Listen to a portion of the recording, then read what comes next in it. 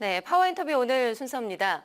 지난 정권에서 박근혜, 최순실 게이트를 통해서 정경유착의 폐해가 드러나면서 재벌개혁은 현 정부의 주요 국정과제 중에 하나로 떠올랐습니다. 어제로 출범 1년을 맞은 문재인 정부의 재벌개혁은 어디까지 왔는지, 또 앞으로 어떤 과제들이 남아있는지 더불어민주당 내 경제통으로 손꼽히고 있는 분이시죠. 국회 정무위 소속의 최운열 의원 전화 연결해서 자세한 이야기를 직접 들어보겠습니다. 의원님 안녕하십니까? 안녕하세요. 네네, 반갑습니다. 네, 반갑습니다. 자, 의원님 사실 재벌개혁에 대한 목소리가 나온 것은 어제 오늘만의 일이 아닌데 이 재벌기업의 편법 승계 논란에서부터 계열사의 일감 몰아주기 이런 것 같은 불공정 관행 그리고 총수 일가의 갑질 논란까지 상당히 오래전부터 많은 문제점들이 제기돼 왔는데요. 이런 재벌들의 이 같은 행태에 우리 사회에 어떤 영향을 미친다고 보시고 또 개혁이 필요한 이유는 뭐라고 보시는지요? 예. 아시다시피 우리 경제는 양적으로는 이미 세계 10위권 국가에 들어와 있지 않습니까? 예. 그러나 이제 질적인 지표를 보면 굉장히 창피하기 짝이 없습니다. 예. 2017년도 세계 경제 포럼의 국가 경쟁력 평가를 보면 우리나라는 137개국 중에서 기업 윤리 면에서는 90위고 기업의 이사회가 제대로 작동되고 있느냐 이 지표로는 109위. 정말 창피한 수준입니다. 예. 그리고 아시아에서도 11개국 국가 중에서 기업 지배구조 순서가 한 8위 정도로 최하위권에 머물러 있습니다. 예. 이거는 이제 우리나라만이 가지고 있는 이 재벌이라는 특수한 형태의 기업 행태가 경영 투명성이 높지 않고 또 지배구조가 굉장히 후진적이기 때문에 오는 그런 결과가 아닌가 이렇게 생각이 됩니다. 예. 그리고 현재와 같은 재벌 중심의 경제 구조로는 금수저, 흑수저라는 말이 많이 있잖아요. 그렇죠. 이런 것이 보편화돼 가지고 우리 사회의 불평등과 사회 양극화를 심화시키는 원인 중에 하나로 또 지적이 되고 있습니다. 그래서 여러 가지 지표 중 하나를 보면은 미국이라든지 일본 같은 선진국의 경우에는 그 나라의 최상위 부자의 70%는 자수성가형인데 반해서 우리나라는 63%가 상속형 부자입니다. 이렇게 다 그런 재벌의 형태에서 기인한 거다 이렇게 보여지고 있고요. 예. 또 총수 일가의 사익 편취로 인해서 시장에서 중소기업이 많이 퇴출되고 있습니다. 그런 경우 때문에 우리나라 고용의 88%를 담당하고 있는 중소중견 기업이 성장의 기회가 많이 상실되고 있어요. 예. 이러한 거가 바로 우리 경제의 지속 가능한 성장을 어렵게 만드는 그런 원인이라고 보여지기 때문에 앞으로 한국 경제가 지속 가능한 성장을 누리기 위해서는 재벌 개혁은 하루도 미룰 수 없는 국가적인 현안의 과제다 이렇게 생각이 됩니다만 지금 현재 추진하고 있는 여러 가지 개혁 과제에 대해서 이 재벌 기업들이 지금 현재 정부는 가능한 하면 기업에 자발적으로 지금 수능하도록 유도를 하고 있는데 이 개혁 주문에 대해서 그렇게 심각하게 인식을 하지 못한 게 아닌가. 또 기업의 글로벌 경쟁력을 위해서 보다 깊은 고민을 재벌들 스스로 하지 않은 게 아닌가 이런 좀 안타까운 생각이 많이 들고 있습니다. 예. 그 말씀을 해주신 수치를 통해서 보니까 정말 우리나라의 경제 현실이 상당히 심각하다라는 것을 좀 알 수가 있는데 그 이번에요. 그 정부가 출범 1년을 맞아서 국민이 바라는 주요 국정과제 15가지를 그 정리한 자료집을 발간을 했는데 여기에도 경제민주화 그리고 재벌개혁이 포함이 돼 있습니다. 정부에서는 그동안 나름대로 재벌개혁을 추진해 왔다고 밝히고 있는데 야권에서는 이게 오히려 과잉 대응으로 대기업의 경영권을 빼앗아서 기업의 활력을 떨어뜨리고 있다. 또 이런 지적을 하고 있는데 이 의원님께서는 문재인 정부의 재벌개혁 정책 어떻게 좀 총평을 하시겠습니까? 지난 1년간의 성과를 국민의 눈높이에서 보면 아직도 미흡하고 아쉬운 점이 많은 거라고 저도 동의하고 있습니다.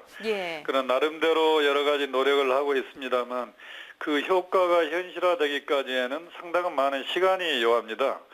정책을 발표했다고 그래서 그 정책이 바로 효과가 나타나는 건 아니지 않습니까? 그렇죠. 그래서 그런데 또 한 가지 문제는 이 정부가 재벌 개혁을 위해서는 문제가 이제 국회가 그걸 법으로 뒷받침을 해줘야 됩니다. 그런데 현재 국회 여야 상황이 계속 이렇게 파행을 겪고 있어서 입법으로 뒷받침이 되지 않으면 사실 재벌개혁의 효과를 보기가 어려운 부분이 굉장히 많아요. 예. 이런 면에서 보면은 정부의 의지만으로 될 일이 아니기 때문에 정치권이 이 부분을 뒷받침해줘야 되는데 그런 부분이 좀 아쉬움이 많아서 국민들이 정부가 재벌개혁을 하겠다고 해서 기대는 굉장히 높은데도 불구하고 실제로 나타나는 효과는 없는 게 아닌가 이런 그 괴리감을 느끼는 게 상당히 안타까운 면이 있습니다. 예. 말씀을 하신 대로 기업의 자발적인 개혁에는 분명히 좀 한계가 있겠죠. 예. 어쨌든 이런 정부의 노력에도 불구하고 지금 야당뿐만이 아니라 대다수의 그 전문가들과 그리고 시민사회 단체에서도 지금 정부가 경제 민주화에서는 일정 부분 성과를 좀 거두고 있지만 시민사회가 바라는 재벌개혁 수준에는 아직 한참을 못 미친다. 이런 또 박한 평가를 내놓고 있는데요. 여당 의원으로서는 좀 깊게 새겨보실 부분이 될 것 같습니다. 이 정부의 재벌 정책 추진에 있어서 가장 큰 걸림돌은 뭐라고 보시는지요? 그러니까 아까 말씀드린 대로 가장 큰 걸림돌을 한 두 가지로 볼 수 있겠는데요. 예. 이제는 우선은 기업이 지금 하고 있는 여러 가지 그 개혁 방안 자체를 보면은 결국은 기업이 경쟁력을 강화시키는 그런 법들이거든요, 사실은. 과거에 우리가 이제 최순실 사태를 통해서 정경유착으로 인해서 국가가 얼마나 혼란을 겪었습니까? 예. 이거는 경제 대기업을 포함한 경제 권력이 약점이 많아서 정치권에서 이렇게 이용을 당하는 경우가 있거든요. 그래서 경제가 정치 권력으로부터 독립을 하려면 떳떳해야 됩니다. 약점이 없어야 되지 않겠어요? 그렇죠. 그러기 위해서는 기업의 그 경영 투명성이 높아져야 되고 이 지배구조를 좀 선진화시켜야 되는데 예. 경영 투명성을 높이고 지배구조를 강화하는 그 자체를 규제다. 이렇게 비판하는 저항 세력들이 굉장히 많은 것 같습니다. 예. 이것이 하나의 큰 걸림돌이고요. 예. 또 하나는 아까도 잠깐 말씀드렸듯이 정부의 의지만 되는 게 아니고 이런 게 이제 제도로 뒷받침이 되려면 공정거래법이 개정이 돼야 하고 상법이 개정돼야 되고 법이 개정되지 않으면 실현시킬 수 없는 그러한 과제들입니다, 주로. 예. 그런데 이런 게 이제 국회에서 여러 가지 여야의 쟁쟁으로 인해서 뒷받침이 안 되는 이 두 가지가 가장 재벌개혁의 큰 걸림돌이 아닌가 저는 그렇게 생각을 하고 있습니다. 예. 이런 그 공정하지 못한 경제 질서 때문에 그 경제에 대한 우리 국민들의 불안감이 상당히 팽배해 있는 것 같은데 그럼에도 또 기대를 버리지 못하고 있는 것 같습니다. 지금 그 문재인 대통령에 대한 기대가 상당히 높은데 시민사회에서도 그 집권 2년 차에 80%에 달한 정부 지지율은 재벌개혁의 원동력이 되기에는 좀 충분하다.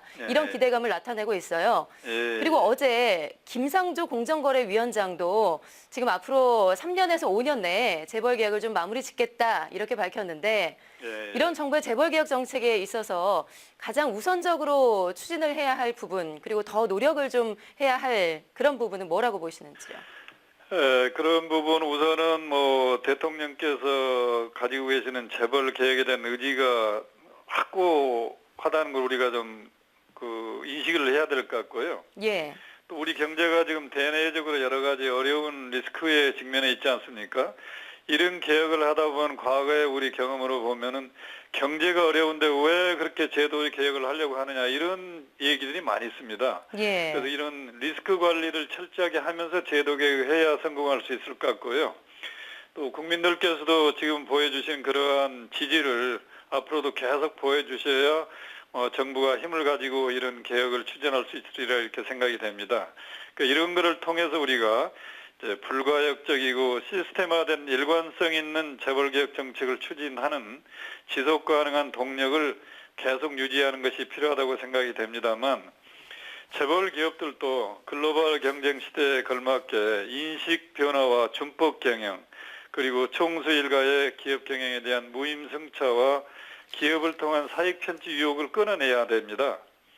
그리고 최근 우리가 재벌 2세들의 여러 가지 행태를 보고 있습니다만 앞으로 재벌 2세, 3세의 경우에는 주주권과 경영권을 분명히 이제 분리를 해야 됩니다. 예. 능력이 있으면 2세, 3세가 경영을 해도 괜찮겠지만 능력이 없는데도 불구하고 2세기 때문에 3세기 때문에 경영을 담당했다가 기업이 망가지는 과정을 우리가 지금 보고 있잖아요. 예. 그래서 앞으로는 주주로서의 배당을 받으면서 인생을 편히 살면 되는 것이지 굳이 네. 능력이 없는 2세, 3세들이 경영권까지 가져야 되느냐. 이 부분에 대해서도 재벌들도 분명히 이제는 좀 인식을 달리해야 될 그런 상황이 아닌가 생각이 됩니다. 예, 그러니까요. 그 재벌 기업들이 좀 자발적으로 인식 전환을 하면 뭐 좋겠지만 기대하기가 참 쉽지가 않은 상황인 것 같습니다. 그래서 이제 제도를 보완하려고 그렇게 하고 있는데 또 저항이 좀 많습니다. 예, 예. 그래서 그 의원님께서도 이와 관련해서 그동안 그 기업의 불공정 관행에 대한 문제, 그리고 독점 규제 문제 등 여러 가지 그 우리 사회 경제 민주화를 위한 여러 법안을 좀 발의를 하셨는데 네, 예. 그동안 뭐 통과가 된 법안들도 있지만 여전히 지금 상임위에서 잠자고 있는 경제 민주화 법안들도 상당히 많죠. 예, 예. 좀 하루속히 시급하게 처리돼야 할 법안들은 어떤 것이 있고 앞으로 어떤 노력을 기울일 예정이신지 마지막으로 한 말씀 듣겠습니다. 우선적으로 지금 우리 사회가 이제 법이 있으면 지켜야 되지 않아요? 예, 또 지키지 않으면 거기에 대한 처벌을 받아야 되지 않겠습니까? 그렇죠. 그런데 지금 대기업이나 중소기업 거래 관행에서 여러 가지 불법적인 행태가 많이 일어난데도 불구하고 현재 우리 공정거래법은 그러한 불법이 있으면 피해를 당한 사람이 소송을 제기할 수 있어야 되는데 이 소송을 공정거래위원만이 할 수 있는 그런 법이 있습니다. 예, 전속고발권이라고. 예. 그래서 이걸 하루빨리 폐지를 해서 피해를 당하면 누구든지 소송을 통해서라도 권리를 구제받을 수 있는 그런 법이 제가 이제 발의하는 그 전속고발권 폐지 법안인데요.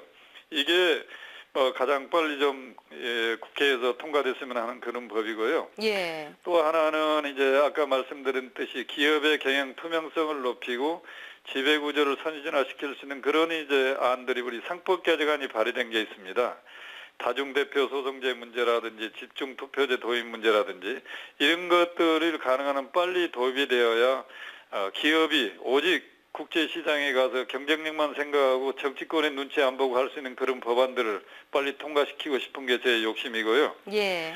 또 하나는 이제 금융 분야에서도 요즘 금융 감독의 문제가 많이 거론이 됩니다만 지금 현재 우리 감독 체계는 굉장히 많은 문제가 있습니다. 그래서 제가 발의한 법안 중에 하나가 금융정책과 금융산업정책과 금융감독정책을 분리하는 금융위 설치법 개정안을 제가 발의를 했는데 이런 부분들이 빨리 개정이 되어야 실질적으로 재벌 개혁이 뒷받침이 되지 않을까 싶고요. 또 이제 공정거래법이 처음에 나온 게 1984년입니다.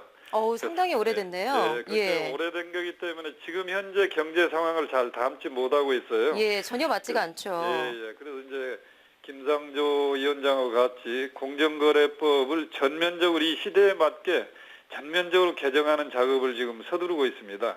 예. 그래서 이런 법들을 가능한 한 빠른 시일 내에 좀 개정하고 통과시키면 국민들께서 기대하시는 그런 재벌 개혁 그리고 지속 가능한 한국 경제 성장을 뒷받침할 수 있는 제도가 마련되지 않을까 그렇게 생각을 하고 있습니다. 예.